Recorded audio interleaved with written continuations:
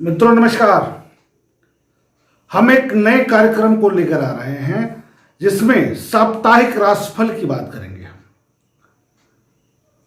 प्रतिदिन का राशिफल नहीं, महीने का राशिफल नहीं, उसको हम बाद में शुरू करेंगे, लेकिन साप्ताहिक राशिफल के संदर्भ में हम लोग चर्चा कर लेंगे। ग्रहों की स्थिति में परिवर्तन होगा तो यह सप्ताह कैसा जाने वाला है, मेष से लेकर के मीन पर्यंत क्या रहने वाला है, इसके संदर्भ में हम बात करेंगे।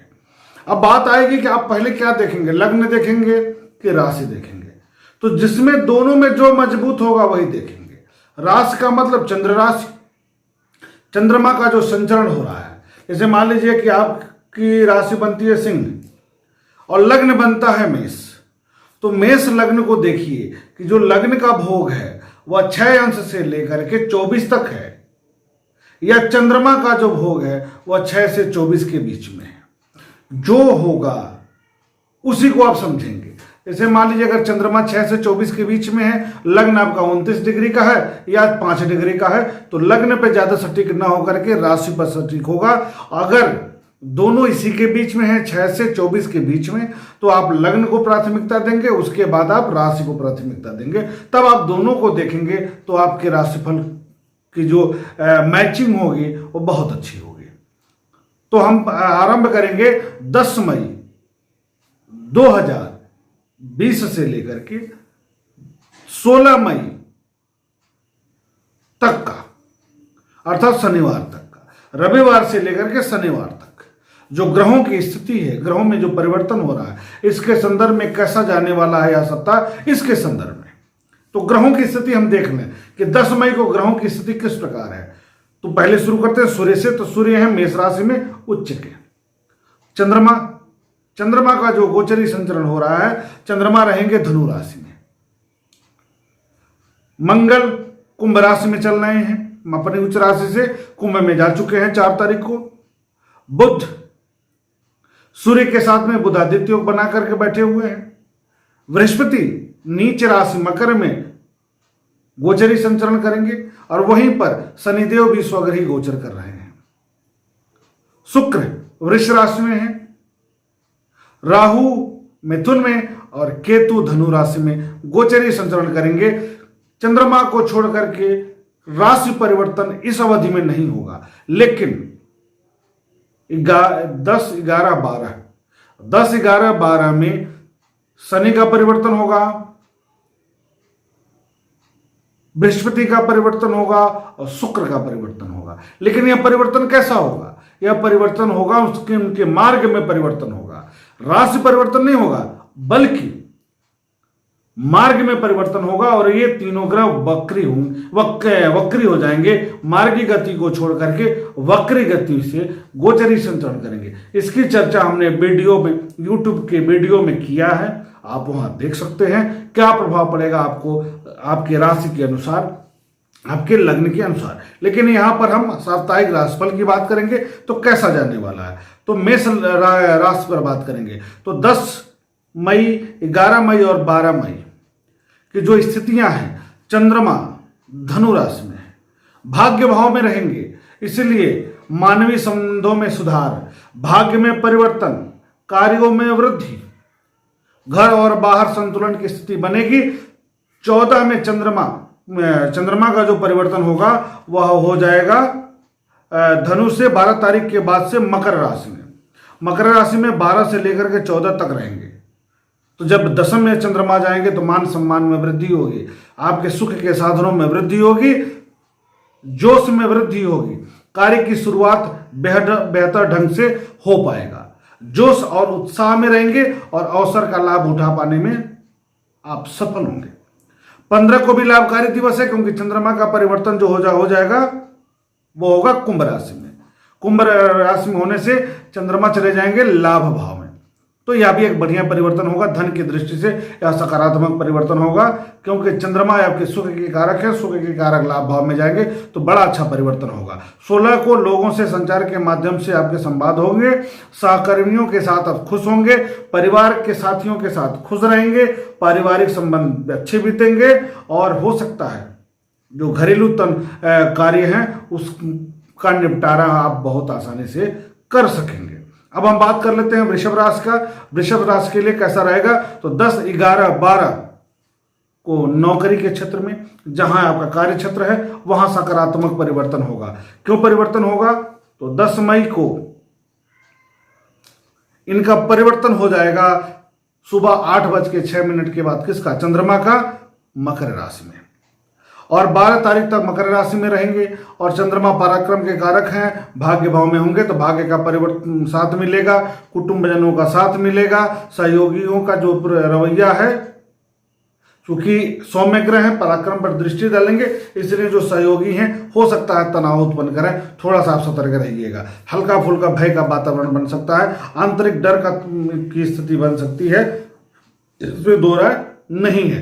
13 और 14 मई को विरोध में जरूर कमी आ जाएगी। क्यों कमी आ जाएगी, क्योंकि 12 मई को 1:52 के बाद से चंद्रमा का परिवर्तन मकर राशि में होगा, 10वें भाव में जाएंगे, तो सम्मान में वृद्धि, कार्य क्षेत्र में वृद्धि, एक सकारात्मक परिवर्तन का योग बनेगा, कार्य क्षेत्र में अच्छी वृद्धि का योग बनेगा, इसमें दो राय नहीं। 15 मई को प्रतिष्ठा में वृद्धि होगी, सम्मान में वृद्धि होगी। क्यों होगी, क्योंकि चंद्रमा फिर कुंभ राशि में चले जाएंगे, तो बहुत बढ़िया हो जाएगा, इसमें दो राय नहीं है। क्योंकि धनु राशि में रहेंगे शुरुआत में, तो अष्टम में रहेंगे तो स्वास्थ्यगत दिक्कत शुरुआत में तो हो सकती है, तो 10 से 12 के बीच में थोड़ा सा शारीरिक कष्ट का सामना करना पड़ सकता है, इसको आपको ध्यान करना पड़ेगा। उसके बाद की स्थितियां सुधर जाएंगी, भले ही पंचक लग जाएगा, फिर भी आपके लिए सकारात्मक परिवर्तन होगा, इसमें दो राय नहीं है। आप सामाजिक दृष्टि से भी अच्छा कार्य करेंगे, इसमें दो राय नहीं है। पारिवारिक समस्याएं सुलझेंगी। अब हम बात करते हैं मिथुन राशि वालों के लिए, तो मिथुन राशि वालों के लिए 10 और 11 मई को ठीक बीतेगा। क्यों ठीक बीतेगा, क्योंकि मिथुन राशि में सप्तम में रहेंगे चंद्रमा, धन के कारक रहेंगे, इसलिए धन संबंधी कार्यों में वृद्धि, दाम्पत्य सुख में वृद्धि का योग, भाई बहनों से तालमेल का योग, पुराने मित्रों से मित्र मुलाकात हो सकती है, लॉकडाउन है, ऐसे नहीं होगी तो टेलीफोनिक हो जाए, किसी भी रूप में एक सामंजस्य की स्थिति बनेगी। प्रसन्नता का समावेश होगा जीवन में, खाली समय का सदुपयोग आप कर पाएंगे इस अवधि में। 12 और 13 का समय थोड़ा सा अवरोधक होगा।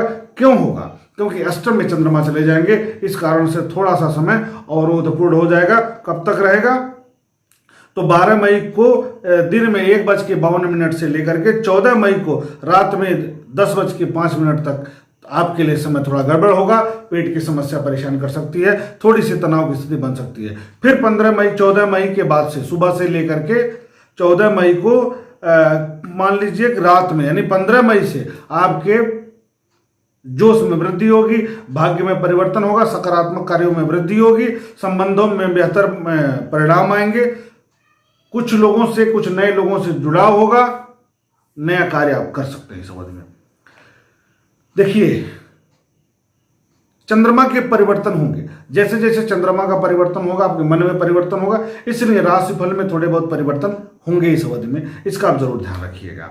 अब हम बात कर लेते हैं कर्क राशि के लिए। कर्क राशि के लिए कैसा रहने वाला है, तो चंद्रमा शुरुआत में कहाँ रहेंगे, धनु राशि में। धनु राशि कौन सी हो गई, लग्नेश रहेंगे 6ठे भाव में, यानी रोग ऋण शत्रु थोड़ा सा बढ़ेंगे, थोड़ा सा मानसिक तनाव बढ़ेगा, कॉन्फिडेंस की कमी आपको आएगी, बाकी चीजें यथावत रहेंगी। अब देखिएगा, सभी लग्न के लिए जब बृहस्पति, शुक्र और शनि वक्री होंगे तो इनके सभी क्षेत्रों में परिवर्तन मिलेगा आपको, थोड़ा सा तनाव बढ़ेगा, तो यहां से एक नया राशिफल आपको दिखने को मिलेगा। तो इसका क्या परिणाम होगा आप YouTube में जाकर के हमारे चैनल से देख सकते हैं, लेकिन यहाँ हम सिर्फ राशिफल की बात कर रहे हैं, तो उसको समझिए। कर्क राशि वालों को कैसा होगा, सभी के लिए प्रिय बनेंगे। 10 और 11 मई में आपको अपने स्वास्थ्य के प्रति सचेत रहना है, बुजुर्गों का ध्यान रखना है, कुटुंबीजनों के स्वास्थ्य पर विशेष ध्यान देना है, थोड़ा सा दिक्कत होगी। ऊर्जा का ह्रास हो सकता है इस बीच में, क्योंकि छठे जाएंगे तो दिक्कत होगी। उसके बाद मकर राशि में जैसे ही चंद्रमा जाएंगे 12 तारीख को दिन में 1:52 के बाद से लेकर के, तो आपके कार्यों में वृद्धि होगी, मन में शांति आएगी, शुभ कार्य होगा। विद्यार्थियों के लिए समय कमजोर होगा। क्यों होगा, क्योंकि मंगल चंद्रमा छठे जाएंगे तो मन ठीक नहीं, अष्टम जाएंगे तब भी ठीक नहीं। तो यह सप्ताह शुरुआत और लास्ट अंत मध्य का 2-3 दिन ठीक रहेगा, उसके बाद तनावग्रस्त की स्थिति बनेगी। 16 मई को चंद्रमा अष्टमस्त हो जाएंगे, इसलिए समस्याओं को जन्म देंगे। स्वास्थ्य का समस्या पर आपको विशेष रूप से ध्यान देना है, इसका ध्यान रखना है आपको। अब हम बात करते हैं सिंह लग्न वालों के लिए। तो सिंह राशि वालों के लिए कैसा रहेगा? तो 10, 11, 12 मई का समय आपके लिए सकारात्मक होगा। क्यों होगा? क्योंकि पंचम में चंद्रमा जाएंगे, परंतु व्यय के कारक होकर जाते हैं, इस कारण से संतान के पक्ष से थोड़ी चिंता की स्थिति बन सकती है। अतः बिना पिताजी के सलाह से, परिवार कुटुंबीजनों के सलाह के कोई निर्णय इस अवधि में आप नहीं लेंगे, कोई रूपरेखा नहीं तैयार करेंगे, कार्य योजना तैयार नहीं करेंगे। पंचम में चंद्रमा जाएंगे तो कुछ नया कार्य आप कर सकते हैं, धन संबंधी कार्य कर सकते हैं, लेकिन बिना सलाह के बिल्कुल मत करिएगा। बात 13 और 14 मई आर्थिक दृष्टि से बेहतर हो सकता है, लेकिन स्वास्थ्य की दृष्टि से ठीक नहीं होगा, क्योंकि फिर ही आपके छठे भाव में चले जाएंगे और व्यय भाव पर दृष्टि होगी, तो इस बीच में खर्च हो सकती है।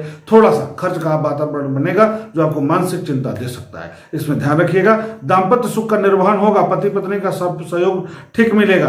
15 मई को कोई महत्वपूर्ण कार्य का निर्णय जरूर लेंगे। क्यों लेंगे? तो क्योंकि चंद्रमा फिर आपके सप्तम भाव में चले जाएंगे। तो इस बीच में एक चीज और ध्यान रखिएगा कि दाम्पत्य जीवन तनावपूर्ण हो सकता है, पत्नी का स्वास्थ्य खराब हो सकता है, पति का स्वास्थ्य खराब हो सकता है, इस कारण से आपको मानसिक पीड़ा हो, लेकिन नई कार्य योजना इस बीच में आप जन्म दे सकते हैं। 16 मई को कारोबार में वृद्धि हो सकती है, आर्थिक पक्ष आपका सुदृढ़ होगा, लेकिन खर्च में भी वृद्धि खूब होगी।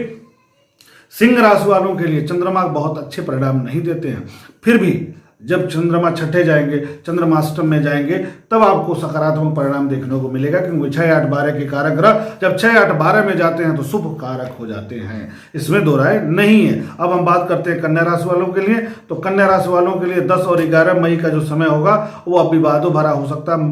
कैसे हो सकता है? क्योंकि लाभेश होकर के, एकादश के कारक होकर के चौथे भाव में गोचरी संचरण करेंगे, इस कारण से पारिवारिक तनाव हो सकता है, घरेलू विवाद हो सकता है, थोड़ा ध्यान रखना होगा। घर का माहौल बिगड़ सकता है, इसका आपको ध्यान देना पड़ेगा। पारिवारिक अशांति हो सकती है, इसको आपको बिल्कुल ध्यान देना पड़ेगा। विशेषकर माता का स्वास्थ्य खराब हो सकता है, इसका ध्यान देना पड़ सकता है आपको। परंतु आप कोई ऐसा कार्य करते हैं जो जमीन से जुड़ा हुआ कार्य है तो बिल्कुल सफल होंगे। दूध व्यवसाय आप अगर करते हैं तो बिल्कुल अच्छा काम होगा। लिक्विड व्यापार आप करते हैं तो सकारात्मक व्यापार होगा आपके लिए। इसलिए इस बीच में आर्थिक क्षेत्र में आपका समय ठीक होगा। हो सकता है कि आर्थिक अधिक व्यस्तता होने के कारण, आर्थिक क्षेत्र में अधिक व्यस्तता होने के कारण पारिवारिक सुखों का आप ध्यान न दे पाए, पारिवारिक चीजों का ध्यान न दे पाए, इस कारण से थोड़ा सा मानसिक क्लेश हो आपको, पारिवारिक क्लेश हो आपको। उसके बाद 15 मई को समय कैसा रहेगा? तो 15 मई का समय बिल्कुल अनुकूलप्रद हो जाएगा। क्यों हो जाएगा? क्योंकि 15 मई के बाद 15 मई के आसपास चंद्रमा चले जाएंगे कुंभ राशि में, और कुंभ राशि में आपका छठे भाव में जाएंगे। तो किस मामले में होगा? प्रतियोगिता के क्षेत्र में अगर आप रहेंगे तब तो थोड़ा सुधार हो जाएगा, लेकिन स्वास्थ्य की दृष्टि से फिर थोड़ा गड़बड़ हो जाएगा। परंतु लाभ के कारक छठे में है, इसलिए विरोधियों से धन प्राप्ति का योग बन सकता है। हो सकता है इस बीच में अचानक कहीं धन आप दिए हो जो नहीं मिल रहा हो, इस बीच में मिल जाए, सकारात्मक परिणाम आपको प्राप्त हो जाए। अब हम बात करते हैं तुला राशि वालों के लिए कैसा रहेगा। तो तुला वालों के लिए 10, 11, 12 का दिन शुभ रहेगा। क्यों शुभ रहेगा? क्योंकि तृतीय भाव पर चंद्रमा गोचर करेंगे, राज्य के कारक होकर करेंगे, इसलिए पराक्रम बढ़ने का योग बनेगा, भाई बंधुओं का सहयोग आपको मिलेगा, इसमें दो राय नहीं है।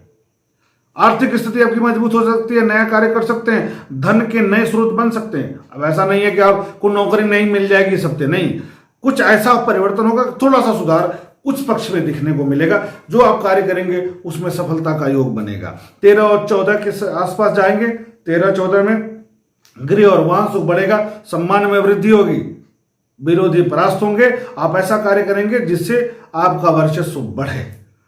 15 मई को समय ठीक से जाएगा, इसमें भी कोई दो राय नहीं है, क्योंकि आगे भी चंद्रमा पंचम में जाएंगे, राज्य के कारक पंचम में जाएंगे, इसलिए बुद्धि का प्रयोग आप अच्छा कर पाएंगे, सकारात्मक कर पाएंगे। 16 मई का समय भी पठन के लिए, अध्ययन अध्यापन के लिए, व्यापार के क्षेत्र के लिए बहुत बेहतर होगा। इस प्रकार तुला राशि वालों के लिए यह जो सप्ताह है वो बहुत बेहतर जाने वाला है, परंतु शनि वक्री हो जाएंगे, इसलिए कुछ घरेलू चीजें तनावपूर्ण हो सकती हैं, इसमें दो राय नहीं है। अब हम बात करते हैं वृश्चिक राशि के लिए कैसा रहने वाला है। 10, 11, 12 मई को अवसाद की स्थिति उत्पन्न हो सकती है।